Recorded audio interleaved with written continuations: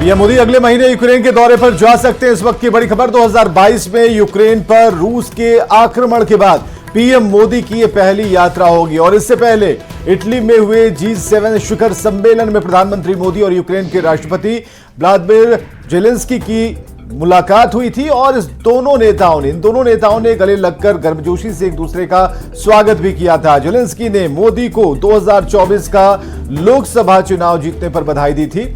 माना जा रहा है कि मोदी 23 अगस्त को यूक्रेन के दौरे पर जा सकते हैं। पीएम मोदी का ये दौरा रूस यात्रा के करीब महीने भर बाद हो रहा है। मॉस्को में पीएम मोदी की रूसी राष्ट्रपति व्लादिमीर पुतिन से मुलाकात पर यूक्रेन के राष्ट्रपति जेलेंस्की ने तब सार्वजनिक रूप से नाराजगी दिखाई थी और ऐसे में पीएम मोदी की इस यात्रा को रूस के साथ साथ यूक्रेन को भी साधे रखने की कोशिश के रूप में देखा जा रहा है। दिल्ली में राष्ट्रपति भवन के कल्चरल सेंटर में पीएम मोदी की अध्यक्षता में नीति आयोग की बैठक जारी है। बैठक में बिहार से केंद्रीय पंचायती राज मंत्री ललन सिंह, केंद्रीय मंत्री जीतन राम मांझी और केंद्रीय मंत्री चिराग पासवान भी शामिल हुए। गैर बीजेपी शासित राज्यों के मुख्यमंत्रियों ने इस बैठक का बॉयकॉट किया है। झारखंड के सीएम हेमंत सोरेन ने भी इस बैठक से किनारा कर लिया। बैठक की थीम विकसित भारत 2047 है। नीति आयोग की बैठक के दौरान 2047 में विकसित भारत के लक्ष्य को हासिल करने में राज्यों की भूमिका पर विस्तृत विचार विमर्श किया जा रहा है। नीति आयोग की बैठक में बोले पीएम मोदी, विकसित भारत हर भारतीय की महत्वाकांक्षा है। भारत को विकसित बनाने में सभी राज्य साथ दें। हर राज्य लक्ष्य को हासिल करने में अपनी भूमिका निभाए। तो नीति आयोग की बैठक के बाद प्रधानमंत्री नरेंद्र मोदी का यह बयान, विकसित भारत महत्वाकांक्षा है और सभी लोग यही चाहते हैं। हर भारतीय की महत्वाकांक्षा है ये और इसमें इस लक्ष्य को पूरा करने के लिए हर राज्य अपनी अपनी भूमिका निभाए, विकसित भारत बनाने में साथ दे। तो नीति आयोग की बैठक में प्रधानमंत्री नरेंद्र मोदी ने जो कहा है उसमें भारत को विकसित बनाने की लक्ष्य की तरफ अग्रसर होने में अपनी अपनी भूमिकाओं को सुनिश्चित करने की बात उन्होंने कही है।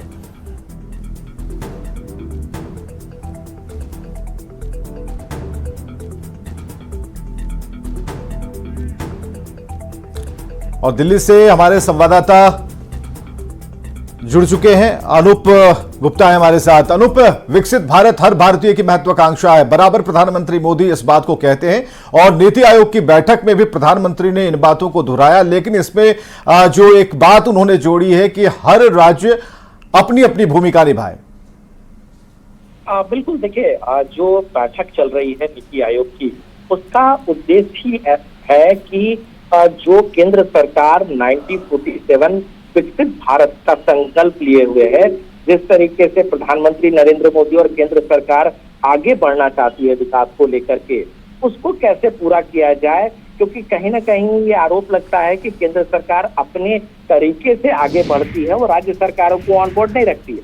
लेकिन प्रधानमंत्री नरेंद्र मोदी ने इस बैठक पर जोर देकर कहा कि जो भी योजनाएं हैं जिससे देश का, राज्य का विकास हो, समाज का विकास हो, उसमें सभी राज्यों को सहयोग करना चाहिए और इसी से कह सकते हैं कि सभी का भला हो सकता है, विकास हो सकता है और 1947 एक विकसित भारत का जो संकल्प है वो पूरा किया जा सकता है। साथ ही प्रधानमंत्री नरेंद्र मोदी ने ये भी कहा कि राज्य सरकार और केंद्र सरकार दोनों में तालमेल, बेहतर तालमेल होना चाहिए और जो योजनाएं केंद्र लाती है वो राज्य सरकारों को उस पर पूरी तरह से अमल में लाने के लिए जो भी कार्य योजना बनानी है उस पर करनी चाहिए। इस तमाम एक सामंजस्य कैसे बनाया जाए उस पर आज की बैठक में चर्चा हो रही है और प्रधानमंत्री नरेंद्र मोदी ने भी अपने उद्बोधन में इस बात को बहुत प्रमुखता से रखा है।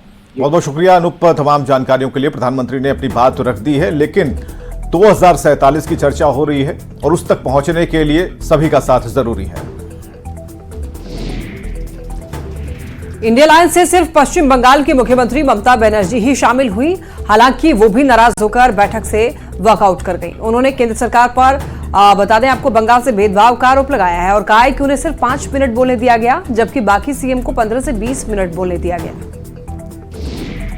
मेरे आपको कहना है कि आप 3 साल से हमारा 100 दिन का काम बंद करके रखा, आवास योजना बंद करके रखा, प्रधानमंत्री योजना बंद करके रखा, अब रोड बंद करके रखा। ऐसे कोई गवर्नमेंट नहीं चलते हैं। आपको डिस्क्रिमिनेट नहीं करना चाहिए। और लोगों ने कोई 20 मिनट बोला, कोई 15 मिनट बोला, कोई 10 मिनट बोला। अपोजिशन से मैं अकेला आया, लेकिन डॉक्टर मेरे को 5 मिनट में स्टॉप कर दिया। This is insulting. और नीति आयोग की बैठक का मकसद केंद्र और राज्य सरकारों के बीच सहभागिता और सहयोग को बढ़ावा देना, वितरण तंत्र को मजबूत करके ग्रामीण और शहरी दोनों आबादी के लिए जीवन की गुणवत्ता को बढ़ाना है। बैठक में पीने के पानी, बिजली, स्वास्थ्य और शिक्षा की उपलब्धता और गुणवत्ता, जमीन और संपत्ति के डिजिटलीकरण और रजिस्ट्रेशन, साइबर सुरक्षा, सरकारी कामकाज में आर्टिफिशियल इंटेलिजेंस की चुनौतियों और अवसर और खासकर केंद्रीय योजनाओं को युक्ति संगत बनाने, राज्यों की भूमिका जैसे मुद्दे पर चर्चाएं हो रही हैं। दिल्ली में पीएम मोदी की अध्यक्षता में नीति आयोग की बैठक चल रही है और बैठक में बिहार के सीएम नीतीश कुमार शामिल नहीं हो रहे हैं। नीतीश कुमार ने बैठक में शामिल होने के लिए डिप्टी सीएम सम्राट चौधरी को अधिकृत किया था, लेकिन बैठक में डिप्टी सीएम शामिल नहीं हो सकते हैं। चूंकि नीति आयोग के नियम के मुताबिक सीएम के अलावा किसी दूसरे व्यक्ति को शामिल नहीं किया जा सकता है और इसीलिए नीति आयोग की तरफ से सम्राट चौधरी को मीटिंग में शामिल होने का परमिशन नहीं मिला। बैठक में मुख्य सचिव ब्रजेश मेहरोत्रा भी शामिल नहीं हो रहे हैं और ऐसे में बिहार के मुद्दों पर बात रखने के लिए बैठक में कोई नहीं है। हालांकि नीति आयोग के सदस्य के तौर पर केंद्रीय मंत्री ललन सिंह, जीतन राम मांझी और चिराग पासवान जरूर शामिल हो रहे हैं। बीजेपी सांसद विवेक ठाकुर ने नीति आयोग की बैठक का बहिष्कार करने पर विपक्ष पर तंज कसा। उन्होंने कहा कि यह जनहित में निर्णय लेने वाली बैठक है, ऐसे में बैठक का बहिष्कार करना दुर्भाग्यपूर्ण है। ये तो सकारात्मक बैठक है, होना चाहिए। जनहित में निर्णय लेने वाली बैठक है। हम आगे कर देंगे। अब जन विरोधी है, वहीं का नेतृत्व हो जाएगा किसी राज्य का, तो दुर्भाग्य है। प्रधानमंत्री नरेंद्र मोदी आज शाम बीजेपी शासित राज्यों के मुख्यमंत्रियों और उप मुख्यमंत्रियों के साथ बड़ी बैठक करने जा रहे हैं। पीएम मोदी केंद्र सरकार की योजनाओं के प्रभावी क्रियान्वयन को लेकर के रोड मैप भी बताएंगे। आज और कल बीजेपी शासित राज्यों के मुख्यमंत्री और उप मुख्यमंत्रियों की बैठक है। बिहार के दोनों डिप्टी सीएम आपको बता दें, सम्राट चौधरी और विजय कुमार सिन्हा इस बैठक में शामिल होंगे। तो वहीं पीएम मोदी की बैठक में प्रेजेंटेशन के लिए बिहार से अवैध खनन रोकने के लिए बने हुए मॉड्यूल को सेलेक्ट किया गया है। पीएम मोदी को बिहार के डिप्टी सीएम विजय सिन्हा खनन विभाग का प्रेजेंटेशन देंगे। और पटना से बड़ी खबर है, आरजेडी का सीएम नीतीश कुमार पर गंभीर आरोप। सुनील सिंह की सदस्यता जाने पर आरजेडी ने आरोप मुख्यमंत्री पर लगाए हैं। शक्ति यादव ने यह आरोप लगाया है, सीएम के अड़ियल रवैये के कारण सदस्यता गई है। मिमिक्री पर निलंबन को चुनौती दी गई। पूरा वीडियो सार्वजनिक करने की मांग की जा रही है। सुनील सिंह को सदन में सफाई देने का मौका मिले, ये आरजेडी का कहना है। सुनील सिंह को बोलने का मौका नहीं दिया गया।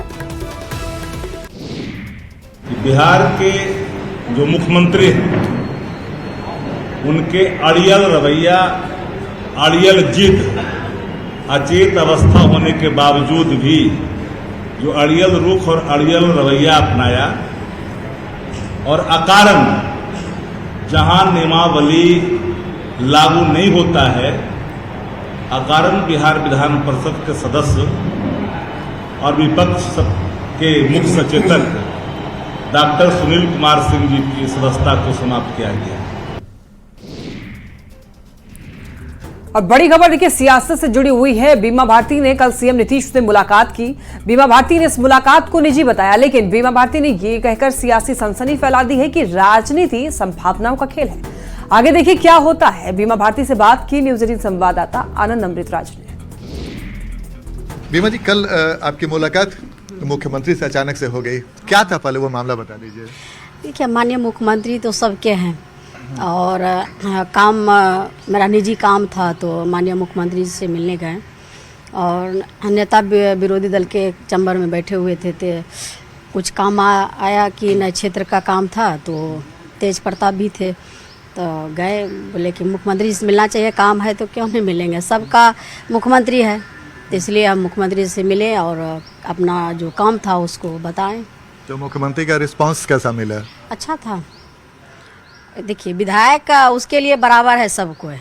सब पूर्व विधायक रहे, वर्तमान विधायक रहे और मुख्यमंत्री सबके लिए है, तो सबका बात सुनते हैं। तो मेरा भी बात सुने। अच्छा, बहुत चर्चा हो रही है। अच्छा, राजनीति में कल जो ये मुलाकात हुई, क्या कहेंगे इस मुलाकात पे? कई तरह की चर्चा होने लगी अचानक से। हाँ, वो तो है, बहुत चैनल में पूरा चला कि बीमा भारती फिर से आपस जदयू में जा रही है, थी है। देखिए, राजनीति है और किसी से ना दुश्मनी होता है ना दोस्त होता है, अस्थाई कुछ भी नहीं होता है। तो देखिए, जो है कि मुख्यमंत्री से मिलना ये कोई बड़ी बात नहीं है कि बड़ा हम गुनाह कर दिए मिल करके। पूर्णिया में ज्वेलरी शोरूम से 3 करोड़ 70 लाख के जेवर लूट मामले में पुलिस के हाथ खाली हैं। पुलिस ने सहायक खजांची थाने में प्राथमिकी दर्ज कराई है। 7 अपराधियों के खिलाफ एफआईआर दर्ज करा दी गई है और जांच के लिए एसटीएफ का गठन किया गया। इनमें बंगाल पुलिस भी मदद करेगी। पुलिस लुटेरों की तस्वीर भी पुलिस ने जारी कर दी और साथ ही 3 लाख के इनाम का भी ऐलान किया।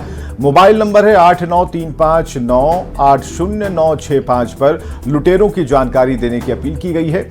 दरअसल पूर्णिया में ज्वेलरी शोरूम में दिन दहाड़े लूट की वारदात को अंजाम दिया गया था। 7 डकैतों ने हथियार के बल पर करीब 3 करोड़ 70 लाख के जेवर की लूट की थी। पूरी वारदात सीसीटीवी में कैद है, लेकिन इस बड़ी लूट की वारदात ने कानून व्यवस्था पर सवाल खड़े कर दिए हैं। पटना में आपको बता दें कि दफादारों और चौकीदार धरने पर बैठे हुए हैं। दफादार और चौकीदारों की मांग है कि उनके आश्रितों को नौकरी मिले। इन लोगों का कहना है कि जिस तरह से चौकीदार की वैकेंसी निकल रही है, उनके आश्रितों को हक नहीं मिल पाएगा। और इस मामले में पहले ही चिराग पासवान सीएम नीतीश से मुलाकात कर चुके हैं और अपनी बात भी रख चुके हैं।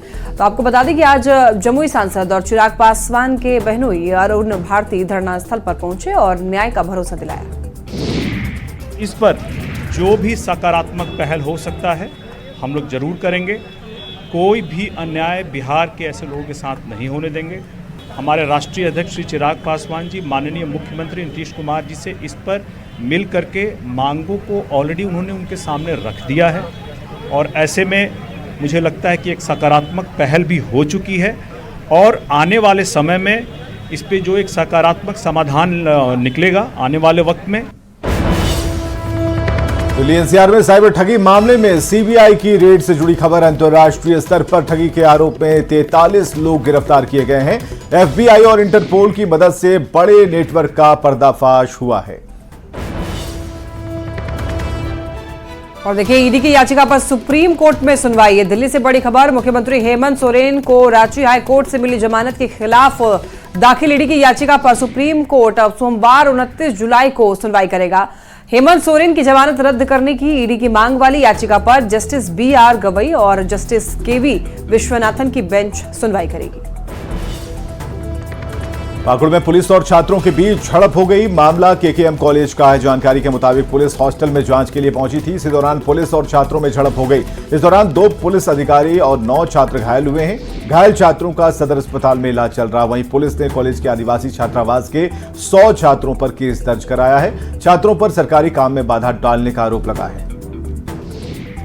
12 बजे से हम सोते हैं तो 1-1:30 बजे जैसे हुआ तो कुछ पुलिस कर्मी आए और पीटने लगे। मतलब हथियार की लाठी से लेकर के आए थे, पीटने लगे सबको रूम में। ऐसा ना कुछ बोल रहे हैं ना कुछ कर रहे हैं, बस पीट रहे हैं। हम लोग बस कुछ कर नहीं पाए। तकरीबन 12 बजे रात जैसे वहाँ पर हम लोग जहाँ सो रहे थे वहाँ घुस के मारना शुरू कर दिया। पुलिस वाला वर्दी पहना हुआ था, वो कुछ भी नहीं बोला, सिर्फ मारने लगा। गिरिडीह में एक पिता ने अपने ही बेटी की बेरहमी से हत्या कर दी। ये मामला देवरी थाना इलाके के महेशिया दिघी गांव का है। बताया जा रहा है कि पिता बेटी के अवैध संबंध से नाराज था और इसी वजह से उसने धारदार हथियार से बेटी का गला काट दिया।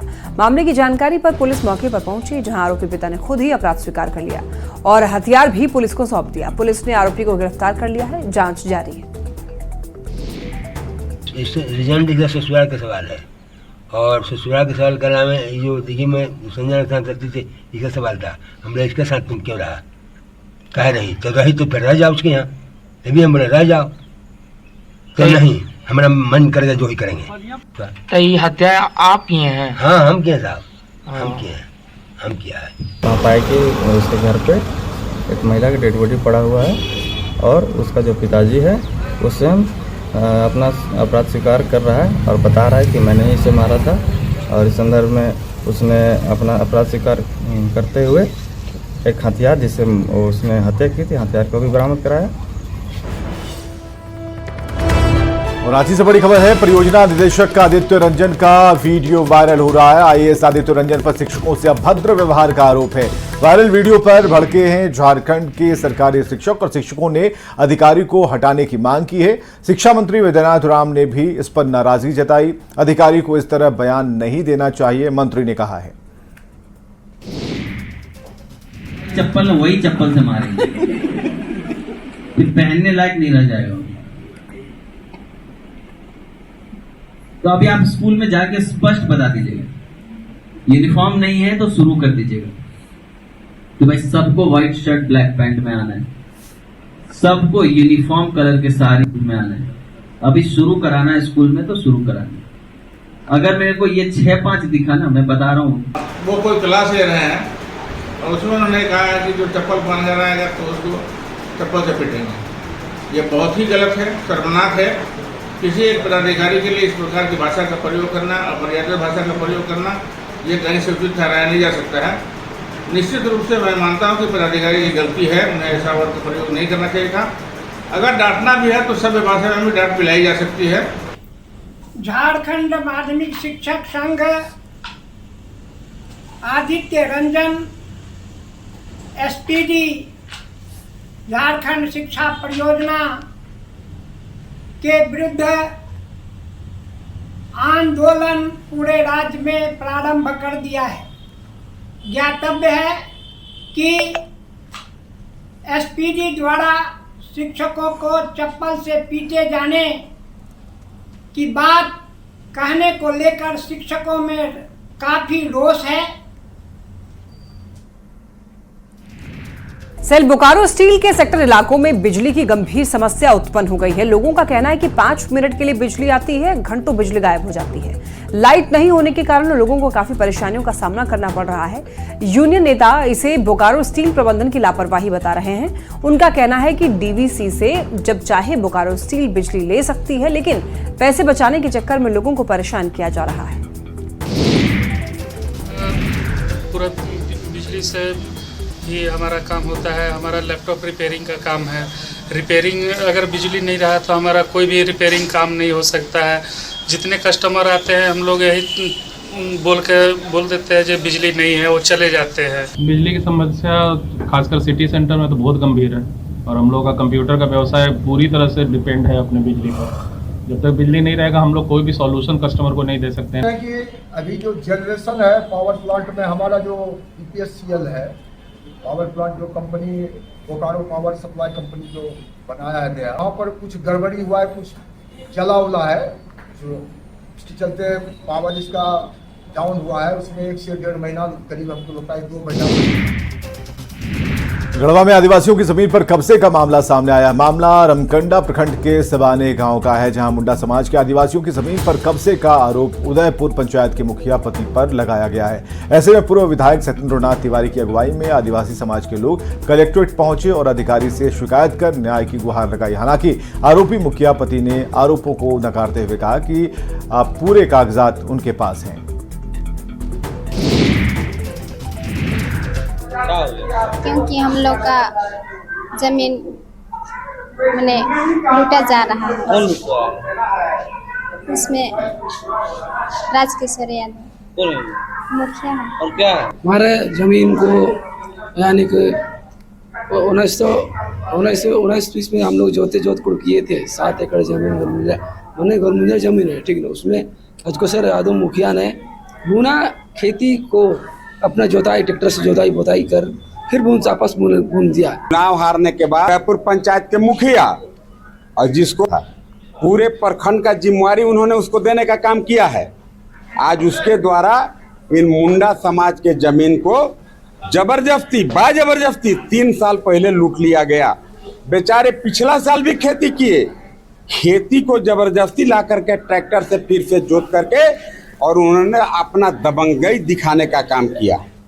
देखिए, जो भी आरोप मेरे ऊपर लगाया गया जमीन लूटने हड़पने का, वह बिल्कुल बेबुनियाद है और ये राजनीतिक साजिश के तहत ये बातें जो है से की जा रही है।